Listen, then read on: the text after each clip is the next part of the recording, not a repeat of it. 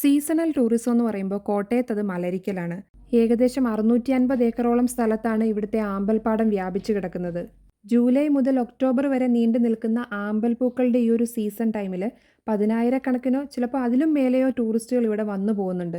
കോട്ടയത്ത് തിരുവാർപ്പ് പഞ്ചായത്തിലാണ് മലരിക്കലുള്ളത്. മലരിക്കൽ എത്തിക്കഴിഞ്ഞാൽ അവിടെ പല ഭാഗത്തും വള്ളങ്ങളിൽ ആളുകളെ ആമ്പൽപ്പാടത്തിന്റെ ഉൾഭാഗത്തേക്ക് കൊണ്ടുപോകും. ഈ ഒരു സീസൺ ടൈമിൽ അവരുടെ പ്രധാന ഒരു വരുമാന മാർഗ്ഗവും ഇതുതന്നെയാണ്. വള്ളത്തിലോ അല്ലെങ്കിൽ ചെറു ബോട്ടുകളിലോ ഒക്കെ ടൂറിസ്റ്റുകളെ കൊണ്ടു നടന്ന് കാണിക്കുക എന്നുള്ളതാണ്. ഒരു വള്ളത്തിന് 1 മണിക്കൂർ നേരത്തേക്ക് 1000 രൂപയാണ് അവർ വാങ്ങാറുള്ളത്. ഇതുകൂടാതെ ആമ്പൽ പൂക്കളും ആമ്പലിന്റെ തൈകളും ഒക്കെ വിൽക്കുന്നവരുണ്ട് അവിടെ.